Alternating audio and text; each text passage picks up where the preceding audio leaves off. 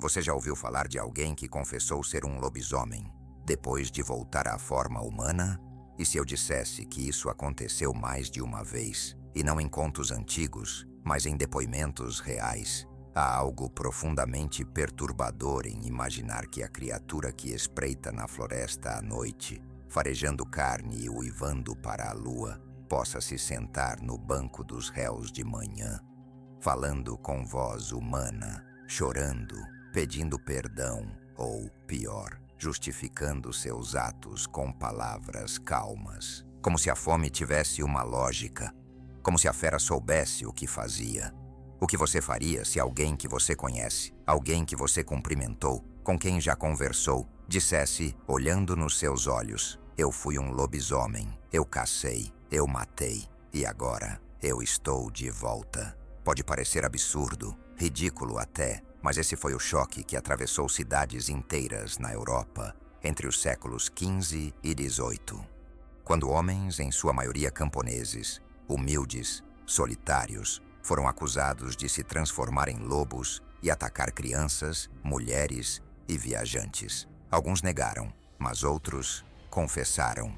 E não apenas confessaram, eles contaram detalhes, falaram de pactos, de rituais, de poções feitas com gordura humana. Descreveram a sensação de seus ossos mudando de lugar, do cheiro de sangue invadindo as narinas, do prazer e da dor de voltar a ser homem, cheio de culpa, cheio de lembrança.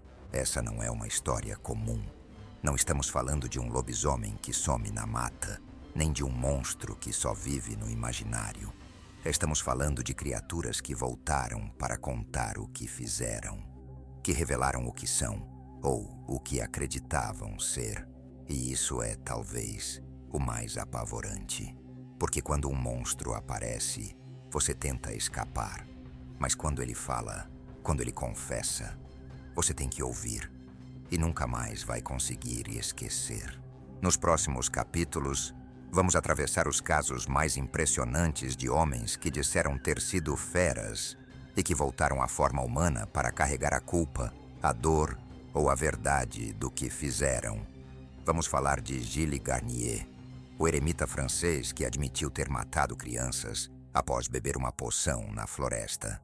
De Manuel Blanco Roma Santa, o espanhol que se defendeu dizendo que só matava quando se transformava. De Peter Stump, que mesmo com uma mão amputada, continuava ligado aos ataques noturnos.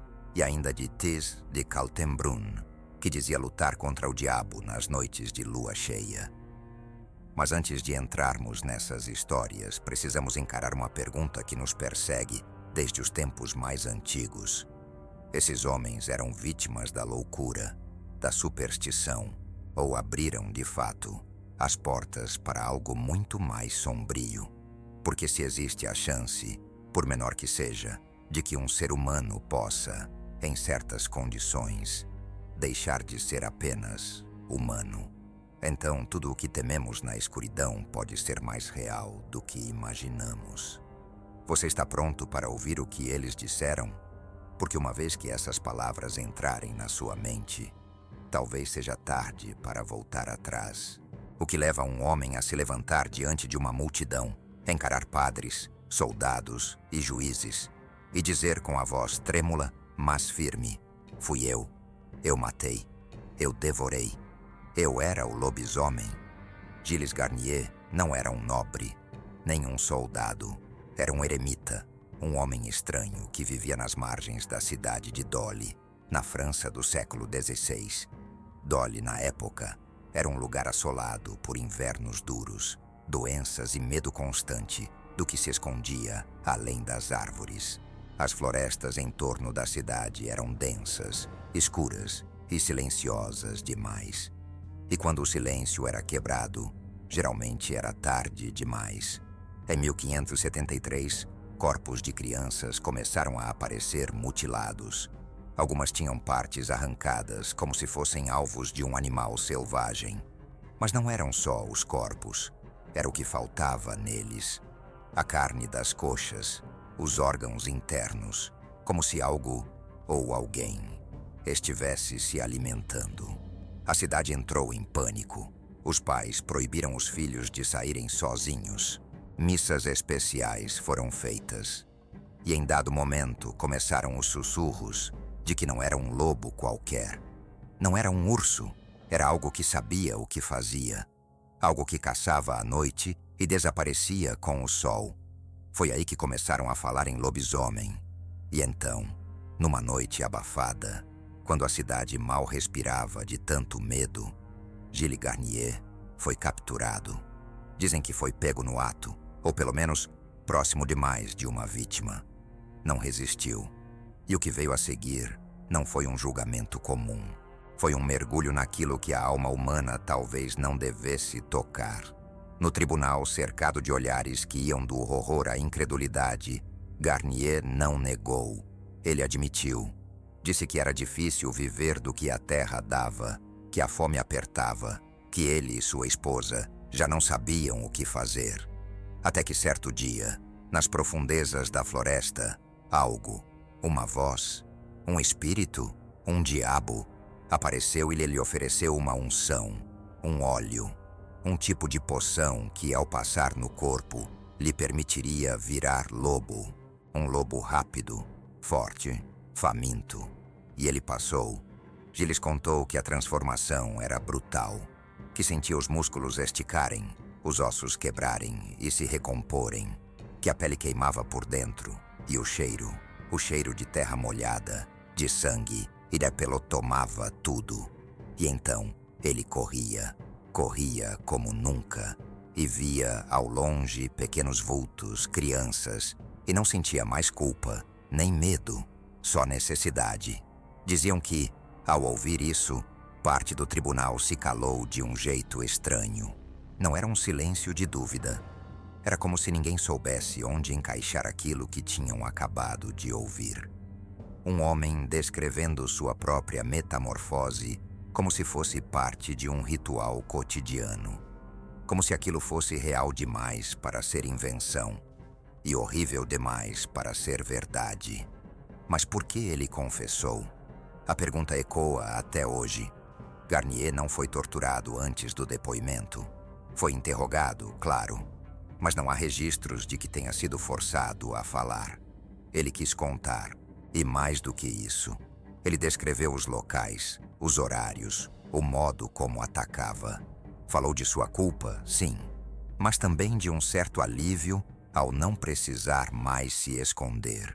Como se a confissão fosse para ele o fim de um ciclo, ou o fim da maldição.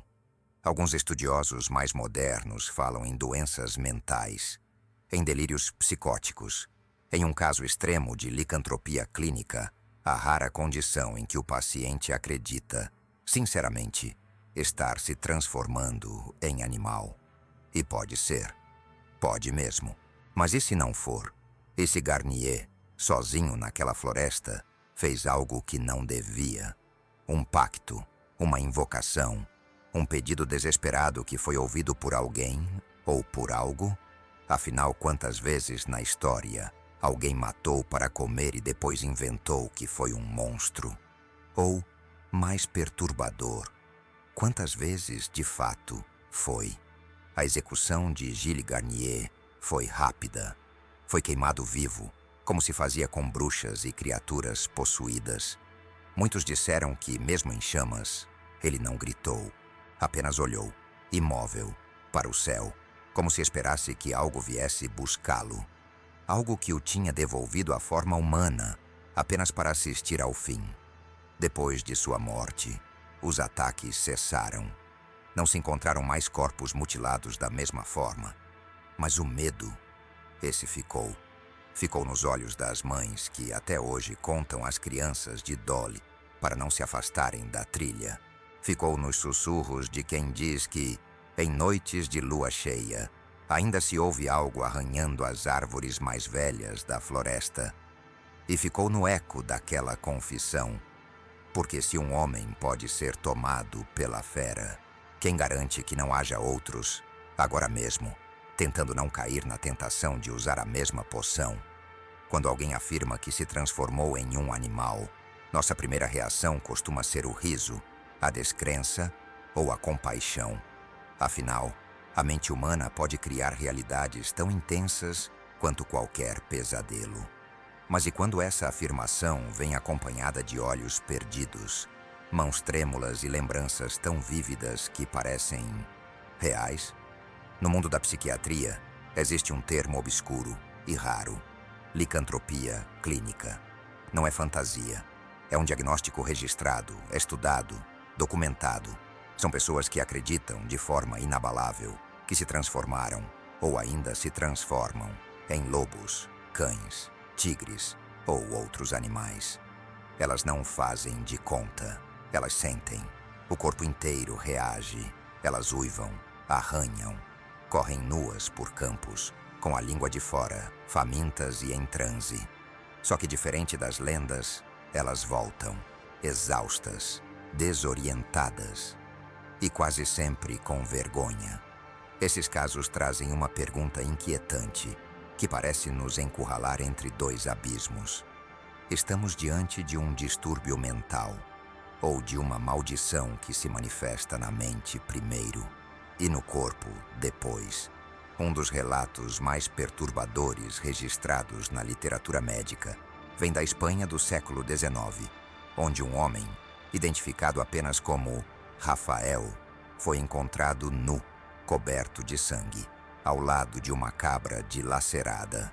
Ele dizia entre soluços que a fera dentro dele havia vencido. Quando levado ao hospital, se encolhia em posição fetal, recusava comida humana e só reagia à carne crua. Não houve julgamento, porque os médicos afirmaram tratar-se de um caso de loucura extrema. Mas o que deixou os enfermeiros aterrorizados foi que, em várias noites, ele desaparecia da cela. As portas trancadas, as janelas fechadas, e pela manhã ele reaparecia, com o corpo sujo de barro, folhas e sangue seco nos pés. Ninguém nunca explicou como ele saía. O problema com a licantropia clínica é que ela imita o sobrenatural com perfeição. Ou talvez, e aqui é onde o terror sussurra, o sobrenatural é que se esconde sob o nome da doença, como uma camuflagem, como uma forma que o mundo moderno criou para explicar o inexplicável. Se alguém diz que está possuído, chamamos um padre. Se diz que viu um espírito, mandamos rezar. Mas se alguém diz que virou um animal, chamamos um psiquiatra. E tudo é engolido pela mesma resposta: delírio. Mas será mesmo? Imagine a seguinte cena. Um homem acorda coberto de arranhões. Suas unhas estão quebradas, seus pés feridos, como se tivesse corrido descalço na mata. Há marcas de terra em seu travesseiro, mas ele jura que dormiu a noite inteira. A esposa confirma que ele roncava, mas em dado momento, sumiu da cama. Voltou horas depois, ofegante, e desabou de cansaço. Ele não lembra de nada, mas nos dias seguintes, animais mortos começam a aparecer perto de sua casa. Cães, galinhas, um bezerro com a garganta dilacerada. A ciência diria sonambulismo, psicose, transtorno dissociativo, mas a avó dele, que cresceu ouvindo histórias do bicho que se esconde no homem, diz apenas: ele foi tocado. No cruzamento entre a mente e o mistério, há um ponto cego onde os lobisomens vivem. E talvez seja por isso que casos como o de Garnier e tantos outros ainda nos assombram. Porque se a loucura for real, então o corpo humano pode carregar horrores inimagináveis e ninguém está imune. Mas se for maldição, então não há ciência capaz de deter o que vem da floresta. Em 1852, em uma vila isolada da Hungria, uma jovem de 17 anos começou a dizer que seu pai virava bicho toda vez que a lua ficava cheia. Os vizinhos riram, até que o cachorro da família foi encontrado em pedaços no quintal. Quando Alipai foi confrontado, entrou em convulsão e mordeu um dos tios. Foi acorrentado e isolado. Médicos foram chamados e ele foi diagnosticado com delírio bestial, um nome antigo para licantropia. No entanto, nas madrugadas, os gritos que vinham do celeiro eram de arrepiar. Não eram humanos. Não eram apenas uivos. Eram sons guturais, como se o próprio ar fosse cortado por presas invisíveis.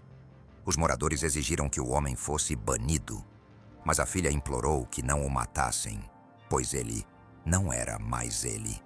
Não se sabe o que aconteceu depois. A história sumiu dos registros. A casa foi abandonada e dizem que nas noites certas ainda se vê algo grande caminhando em círculos onde antes havia o celeiro. Quando olhamos para esses relatos, o medo que cresce em nós não é só do monstro, mas da dúvida. Quantos homens estão presos em hospitais, acorrentados, diagnosticados, sedados, quando na verdade estão apenas tentando conter a fera que mora dentro deles? E quantas dessas feras, em algum momento, conseguem escapar? O tribunal estava cheio. Juízes, advogados, curiosos, repórteres com seus blocos de anotações. Mas ninguém conseguia tirar os olhos dele. O homem no centro do salão. Vestia roupas simples. Tinha o rosto abatido, os olhos fundos, mas a postura era estranhamente serena. Ele se chamava Manuel Blanco Rhomazanta e diante do mundo inteiro declarou: sim, eu matei, mas foi quando eu me transformei. Eu era um lobo, um animal, não um homem. A Espanha parou para ouvir aquele julgamento. Era o ano de 1853 e o país ainda se equilibrava entre a fé católica e os sussurros antigos das florestas. Rhomazanta foi acusado de assassinar ao menos 13 pessoas, mulheres e crianças. Mas seu caso era diferente. Ele não fugia da culpa, ele apenas a deslocava. Não fui eu, dizia. Foi a outra parte de mim, aquela que acorda quando a lua está certa. Até hoje, o caso de Rhomazanta é debatido por criminologistas, psiquiatras, estudiosos do folclore e investigadores do sobrenatural. Porque pela primeira vez em um tribunal europeu moderno, um réu não apenas admitia os crimes, como alegava ter se transformado fisicamente em um lobisomem e voltado para contar. Mas havia um detalhe ainda mais perturbador. Rhomazanta não só matava, ele vendia a gordura das vítimas, produzia sabão artesanal. Havia testemunhas que o viram oferecendo os produtos como remédio natural, garantindo que curava dores nas juntas, reumatismos e até mal olhado. Ele monetizou o terror, transformou a violência em comércio. O sobrenatural agora era negócio. Quando os promotores tentaram desqualificar seu depoimento, alegando insanidade, ele ficou calmo, discreto e pediu, com voz baixa: chamem médicos, me examinem, vejam se há doença em mim. Eu não sou louco, eu sou maldito. Essa frase percorreu jornais, salões e igrejas. Ninguém sabia o que fazer com um homem que falava como culpado, agia como são e descrevia com detalhes frios o que acontecia quando virava fera. Os dentes nascendo, a pele se rasgando, o gosto do sangue quente na garganta. Tudo isso enquanto segurava um lenço no colo e olhava para o chão. Mas o que mais chocou a todos foi o momento em que Rhomazanta implorou: não me matem como homem, não é justo. Quando a fera toma meu corpo, eu deixo de ser eu. Que me matem como besta, ou me deixem viver em cela de pedra, longe da lua. Ele pediu que o julgassem como criatura, não como pessoa, que vissem o monstro e não o homem. O tribunal, dividido entre a ciência e o medo popular, condenou-o à morte. Mas houve uma reviravolta. A rainha Isabel II, informada dos detalhes do caso, mandou suspender a execução. Ordenou que ele fosse estudado por especialistas, tornando-se um dos primeiros criminosos espanhóis a ser avaliado sob o prisma da psiquiatria moderna. Nunca mais se ouviu falar de Rhomazanta depois disso. Dizem que foi mantido em cárcere até morrer. Mas há versões que dizem que, em noites de tempestade, Guardas ouviam uivos vindos do subsolo. O caso dividiu a Espanha. De um lado, estudiosos gritavam que aquilo era psicose, histeria coletiva, talvez epilepsia. Do outro, padres diziam que havia influência demoníaca. Curandeiros, por sua vez, afirmavam que ele havia cruzado um dos caminhos proibidos da floresta, trilhas que levam a pactos antigos. Mas a população não se importava com as teorias. O povo só sabia de uma coisa: um homem matou. Disse que virou bicho, voltou e falou disso como se fosse rotina. E aqui está o ponto mais assustador desse capítulo. Não é o crime, não é a violência, é o fato de que ele falava como se não estivesse sozinho. Durante seu julgamento, Roma Santa insinuou que outros como ele existiam, que ele não era o único a viver dividido entre homem e fera, que há famílias que escondem seus transformados, que há aldeias onde todos sabem, mas ninguém ousa falar. E se ele estava dizendo a verdade, quantos Roma Santas existem por aí, vivendo no silêncio, controlando suas noites, esperando a próxima lua cheia ou a próxima oportunidade de se vender como humano? Porque talvez o mais perigoso não seja o monstro que espreita nas sombras. Talvez o mais perigoso seja aquele que aprendeu a sorrir, enquanto carrega o lobo dentro do peito. Existem relatos que não assustam pelo sangue, pela morte ou pelo grito, mas pela fé, pela certeza com que são contados, pela firmeza nos olhos de quem os narra, como se o absurdo fosse tão natural quanto o nascer do sol. Tis de Kaltenbrunn era um desses homens. Ele não era criminoso, não era fugitivo, não estava sendo julgado por assassinato e, no entanto, entrou para a história como um dos casos mais estranhos e inquietantes do que se convencionou chamar de lobisomens conscientes. Estamos na Livônia, atual região entre Estônia e Letônia, em 1692, uma terra onde o cristianismo e as crenças pagãs se chocavam todos os dias. Ties, então com mais de 80 anos, era conhecido como um velho excêntrico, de fala direta e hábitos estranhos. Mas nada, absolutamente nada, preparou a comunidade para o que ele revelou um dia, no meio de um debate local sobre colheitas amaldiçoadas. Com todas as palavras, Tis declarou: "Eu sou um lobisomem, mas não do tipo que vocês pensam.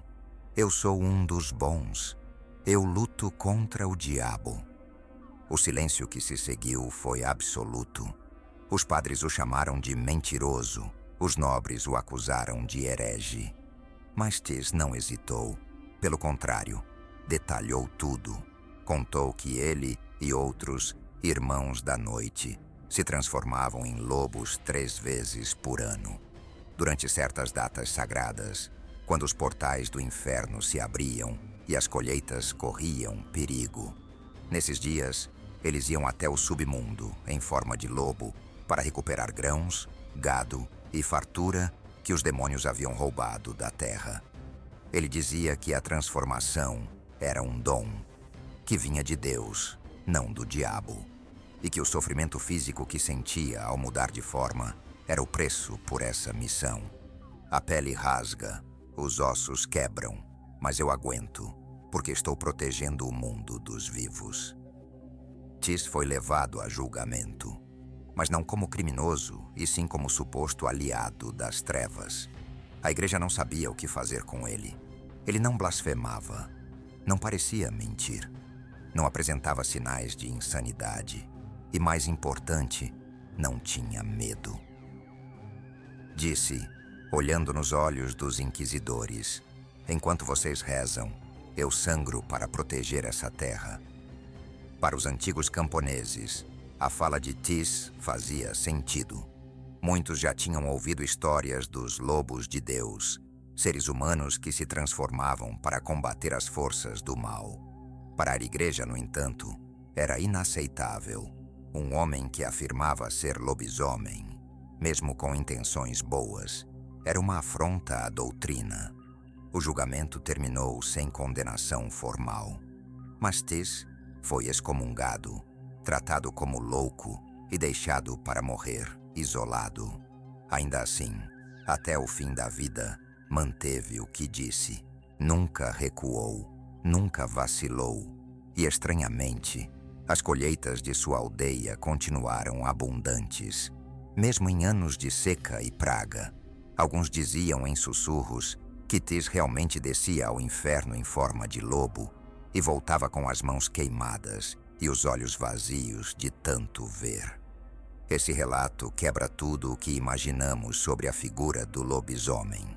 Aqui não há maldição, não há crime, não há fome cega. Há propósito, missão, espiritualidade. E isso é ainda mais perturbador. Porque se existe um lobisomem do bem, então, o que define o monstro? O instinto ou a escolha? E mais, se há humanos que se transformam para lutar contra o mal, quantos se transformam para servir a ele? A história de Tis permanece como uma pedra incômoda no sapato da história oficial. Não encaixa, não pode ser explicada por transtornos. Não há morte, nem confissão de assassinato. Há sim uma certeza inabalável de que há forças maiores em jogo, forças que habitam a carne, o espírito, e que às vezes tomam a forma de um lobo. E se ele estava certo?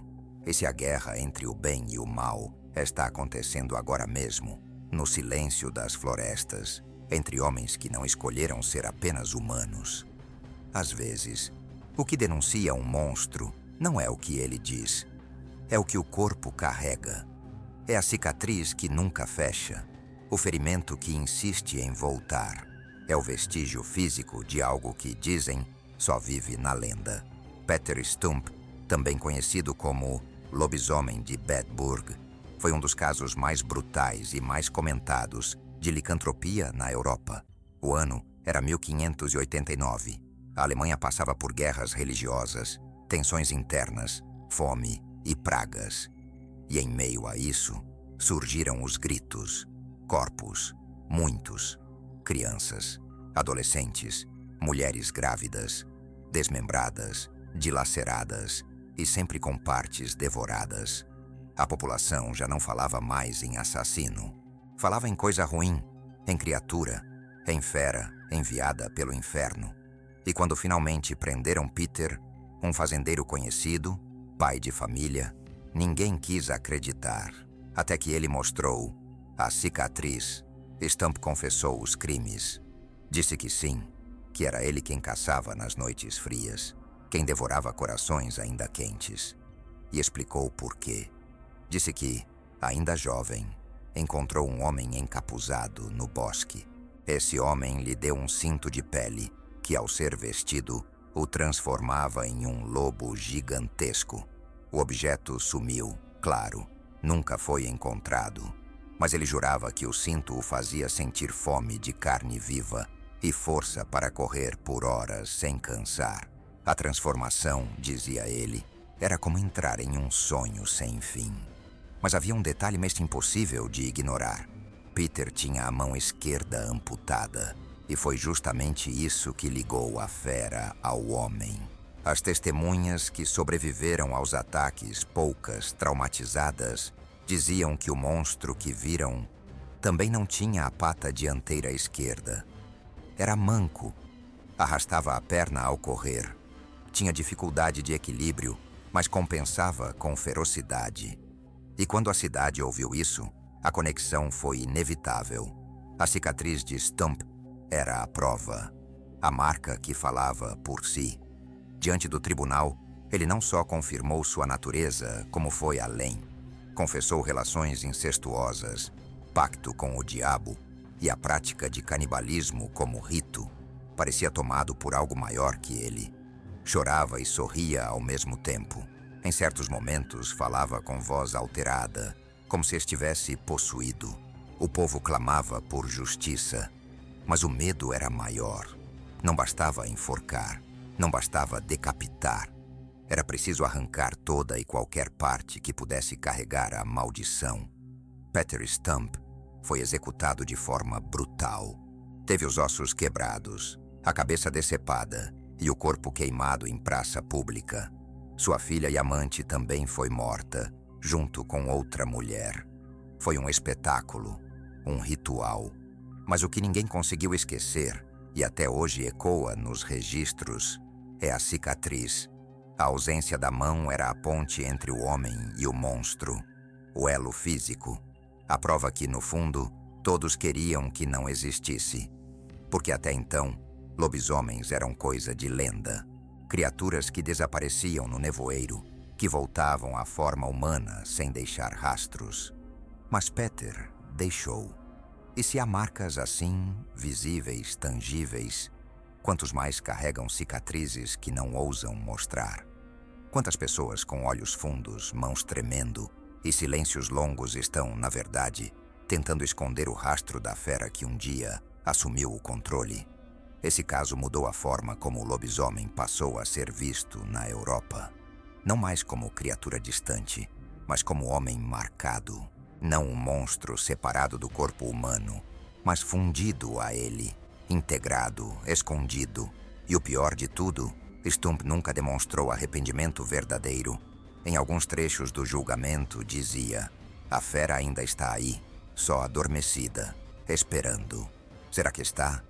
Você ouviu as confissões? Sentiu o peso das palavras ditas por homens que deixaram rastros de sangue e medo, mas também, e talvez mais assustador, de verdade. Alguns disseram ter sido transformados por pactos, outros por loucura. Houve quem afirmasse lutar contra o mal e quem se entregasse a ele. Mas em todos os relatos, algo os unia. Eles voltaram. Eles retornaram à forma humana. Eles falaram. Eles lembraram. E isso é o que torna tudo tão difícil de ignorar. Porque se o lobisomem fosse apenas um monstro, um animal, uma criatura de pesadelos, ele desapareceria com o amanhecer. E a dúvida acabaria ali. Mas quando ele se transforma de volta em homem e conta o que viveu, o que você faz com essa informação? A ciência tenta nomear: licantropia clínica, delírio, psicose. A religião tenta combater: maldição, influência demoníaca, pecado. Mas e se ambas estiverem apenas tentando dar nome ao que não tem explicação? E se essas histórias não forem apenas lendas, mas fragmentos de algo muito mais antigo e muito mais real do que gostaríamos de admitir? E se, em algum nível, cada um de nós carrega uma fera adormecida, um instinto que nunca desapareceu, um impulso que espera, que observa? Gilles Garnier matou e confessou com naturalidade, como quem cumpria um destino inevitável. Manuel Romazanta comercializou o horror, como quem aprendeu a conviver com a fera e até lucrar com ela. Tissa de Kaltenbrunn desafiou tudo e todos ao dizer que ser lobo era um dom, um chamado sagrado. Peter Stump, com sua cicatriz, mostrou que há marcas que o tempo não apaga, nem o fogo. E no centro de tudo isso está uma verdade incômoda. O lobisomem é menos sobre o animal e mais sobre o humano. A pergunta que não quer calar não é se lobisomens existem. A pergunta real é: quantos deles estão entre nós, tentando desesperadamente não voltar a ser o que foram? Você já viu alguém olhar para a lua com os olhos marejados? Já ouviu passos na mata que pareciam mais próximos do que deviam? Já conheceu alguém que evitava espelhos? Ou certas datas do calendário? E se aquela pessoa não estivesse com medo de você, mas do que ela própria pode fazer? Essas histórias não pedem que você acredite. Elas apenas pedem que você ouça, que sinta. Porque o verdadeiro terror não está no que grita na floresta, está no que sussurra dentro de nós.